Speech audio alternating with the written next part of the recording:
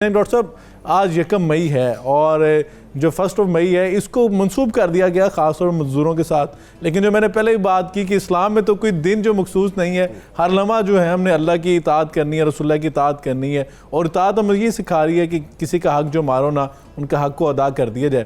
تو خصوصاً آج کا دن ہی کیوں جو ہے منسوب کر دیا گیا؟ کوئی اس کے ہسٹوریکل بیک گراؤنڈ بھی ہے؟ بسم اللہ الرحمن الرحیم۔ بہت شکریہ سید اسامہ بخاری صاحب۔ دیکھیے، آپ نے درست بات فرمائی کہ دین اسلام میں نہ تو دین اور دنیا کی تفریق ہے، جی، نہ ہی اشرافیہ اور استحصالی طبقے کی تفریق ہے۔ اسلام دین مساوات ہے، دین اعتدال ہے۔ بے شک۔ البتہ تاریخ میں کچھ واقعات ایسے ہو جاتے ہیں کہ جو تاریخی طور پر اپنی اہمیت ہمیشہ قائم رکھتے ہیں۔ اسی طرح کا ایک واقعہ جس کو ہم یوم مزدور کے طور پر سیلیبریٹ پوری دنیا میں کیا جاتا ہے، 1848 میں کارل مارکس نے، چونکہ اس وقت بہت زیادہ ایک مقابلہ تھا اور آمنے سامنے تھے سرمایہ دارانہ نظام، جی، اور پھر جو سوشلزم یا مارکسزم ہے وہ اپنی جڑیں مضبوط کر رہا تھا۔ اور پھر تاریخی حوالے سے ہم دیکھیں تو 18ویں صدی عیسوی ایسی ہے کہ جس میں یورپ خود کو یہ کہتا ہے کہ وہ ڈارک ایجز سے باہر نکل کر ایک شعور کی دنیا میں آئے ہیں اور روشن خیالی کی دنیا میں آئے ہیں۔ 1864 میں مزدوروں کی سب سے پہلی تنظیم فرسٹ انٹرنیشنل کے نام سے وجود میں آئی۔ پھر 1884 میں امریکہ میں ایک مزدوروں کی تنظیم قائم ہوئی جس نے 2 مطالبات اس وقت جو صنعتی اشرافیہ تھی اس کے سامنے رکھی۔ ایک تو یہ کہ مزدور سے جو مزدوری ہے وہ 8 گھنٹے سے زیادہ نہ لی جائے، جی، اور دوسرا ان کا مطالبہ یہ تھا کہ 14 سال سے کم عمر شخص سے مزدوری نہ لی جائے۔ ٹھیک۔ چنانچہ ان مطالبات کے حوالے سے ایک بہت بڑا احتجاج امریکہ کی ریاست شکاگو میں، وہاں پر ہے مارکیٹ ہے، بہت بڑی اسکوائر ہے، وہاں پر ہوا۔ 80,000 مزدور اس میں شریک ہوئے۔ پھر ان مزدوروں پر ریاستی جبر بھی ہوا جس کے نتیجے میں کئی مزدور گرفتار بھی ہوئے۔ 8 مزدور رہنما گرفتار ہوئے جن کو 11 نومبر 1886 کو پھانسی دے دی گئی۔ ٹھیک۔ چنانچہ پھر 1890 میں مزدوروں کی عالمی تنظیم نے یہ طے کیا کہ ہم آئندہ سے ہر سال 1 مئی کو، جس دن ان کو تختہ دار پہ لٹکایا گیا ہے، ہم اس کو یوم مزدور کے طور پر سیلیبریٹ ان کی یاد کے طور پہ منائیں گے۔ میں یہ بھی عرض کروں ساتھ کہ اس وقت دنیا کی کل آبادی تقریباً 8.25 ارب ہے، ٹھیک، جس میں سے 3 ارب 90 کروڑ کے قریب مزدور ہیں۔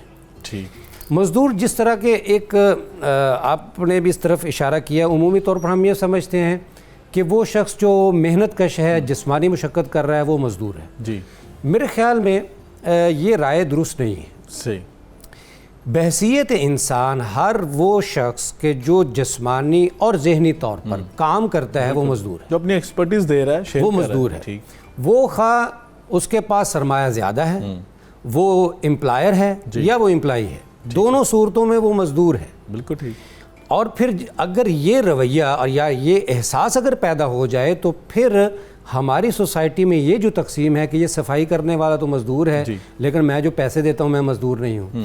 حالانکہ دیکھا جائے کہ جو ہماری گلیوں کو صاف کرتے ہیں، ہمارے محلوں کو جو صاف کرتے ہیں، اصل میں وہ صفائی والے ہیں، ہم گند والے ہیں۔ بالکل ایسے ہی ہم تو اکثر کہتے ہیں گھر میں صفائی والا آیا ہے، صفائی والا ہے، کوڑے والا اصل صفائی والے وہ دینا ہوتا ہے اس کو۔ جی، ہماری گلیوں کو، ہمارے معاشرے کو، ہمارے سماج کو نکھارنے میں، اور پھر اس سے بھی آگے بڑھ کر سماج کا پہیہ چلانے میں بنیادی کردار مزدور کا ہے۔ بالکل ایسے ہی کہ مزدور جب مل کے طبقہ جو ہے آپ ایک دوسرے کے لیے ضرورت بنتے ہیں اور اس ضرورت کو پورا کرتے ہیں تو مل جل کے نظام سارا چلتا ہے۔ یقیناً اگر ایک طبقہ جو بیٹھ جائے، اگر آپ جن کی بات کریں امپلائیز ہی بیٹھ جائیں تو کس طرح وہ ایک آرگنائزیشن چلے گی؟ تو سارے مل کے ہی آرگنائزیشن کو اور پورے سسٹم کو چلاتے ہیں۔ شاہ صاحب بریک پہ جانے سے پہلے بات کر رہے تھے، انہوں نے تاریخ اسلام کی بات کی، ریاست مدینہ کی بات کی، نبی پاک صلی اللہ علیہ وسلم کے دور مبارک کی بات کی، خلفاء راشدین کے دور کی بات کی، اور جو ہمیں بات سمجھ ڈاکٹر صاحب وہ شاہ صاحب یہ فرما رہے تھے کہ تاریخ اسلام کو اگر دیکھا جائے تو وہاں پہ کوئی مالک اور مزدور کی بنیاد پہ کوئی امتیازی جو فرق نہیں تھا، وہاں پہ تقوی کی بنیاد پہ قرآن پاک نے کہا ان اکرمکم عند اللہ اتقاکم، تو وہاں پہ ہر طبقے کے حقوق کی بات کی گئی، اس کا خیال کرنے کی بات کی گئی. تو آپ کیا سمجھتے ہیں کہ اگر ایک اسلامی معاشرہ ہو اور اسلامی معاشرے میں جو مزدور ہمارے پاس ہوتے ہیں، یہاں پہ جو ہمارے پاس امپلائیز ہوتے ہیں، آج کے جو نئی ٹرم ہم یوز کرتے ہیں، تو آپ کیسے دیکھتے ہیں کہ اس سارے تناظر میں کہ مزدور کے جو حقوق ہمیں دینے چاہیے وہ کیسے ہونے چاہیے؟ بہت شکریہ. میں شاہ صاحب کی بات کو تھوڑا سا آگے بڑھاؤں گا کہ آپ صلی اللہ علیہ وسلم نے برابری سے آگے بڑھ کر مزدور کے مقام کو خود اپنی ذات کے ذریعے سے سوسائٹی کے اندر بہت پرومیننٹ کیا ہے. جی مثلا آپ دیکھیے کہ غزوہ احزاب کا موقع ہے اور خود رسول اللہ صلی اللہ علیہ وسلم نے صحابہ کو نہیں کہا کہ یہ بھی کرو یہ بھی کرو یہ بھی کرو میں دیکھ رہا ہوں، بلکہ خود صحابہ کے ساتھ اس مزدوری میں اس مشقت میں شریک ہوئے. جب ایک صحابی نے آ کر اپنی بھوک کی شکایت کی تو اپنے پیٹ سے پتھر دکھایا کہ میں نے بھوک کی وجہ سے پتھر باندھا ہوا ہے، تو آپ صلی اللہ علیہ وسلم نے جب اپنا کپڑا مبارک اپنے سے اٹھایا تو لوگوں نے دیکھا، تاریخ نے دیکھا کہ 2 پتھر بندھے ہوئے تھے.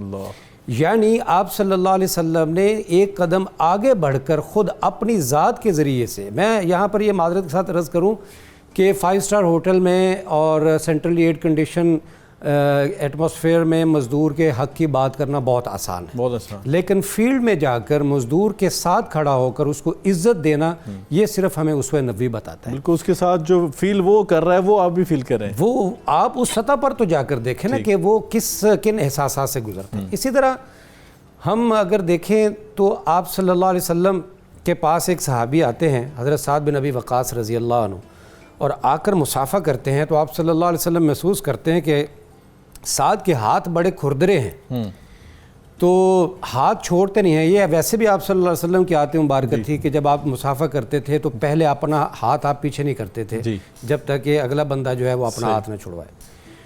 تو ہاتھ پکڑے رکھا اور پھر ہاتھ کو ایسے سے ملا اور کہا کہ سعد یہ تمہارے ہاتھ کیوں کھردرے ہیں؟ تو حضرت سعد رضی اللہ عنہ نے عرض کی کہ اللہ کے رسول میں بھٹی کا کام کرتا ہوں، لوہا پگھلاتا ہوں، لوہے کی چیزیں بناتا ہوں، تو اس وجہ سے ظاہر ہے کہ میرے ہاتھ زیادہ کھردرے ہیں اور سخت ہیں. تو آپ صلی اللہ علیہ وسلم نے قربان جائیے حضرت سعد کے ان ہاتھوں کو بوسہ دیا. سبحان اللہ.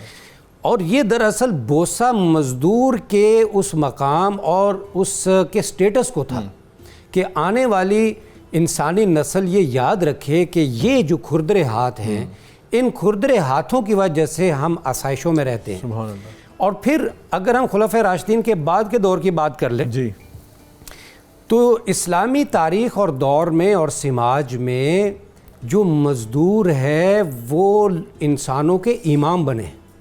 ہمارے ہاں آپ دیکھیں کہ امام جساس، امام قفال اور امام سفار، یہ کون تھے لوگ؟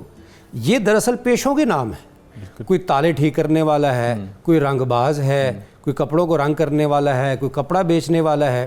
یہ سارے کے سارے وہ لوگ تھے جنہوں نے اپنی علمی رسوخ کے ساتھ ساتھ اپنی محنت کو، اپنی مزدوری کو کبھی بھی پیچھے نہیں چھوڑا. اور پھر تاریخ نے دیکھا کہ مسلم سماج نے ان مزدوروں کو اپنا امام تسلیم کیا اور بنایا.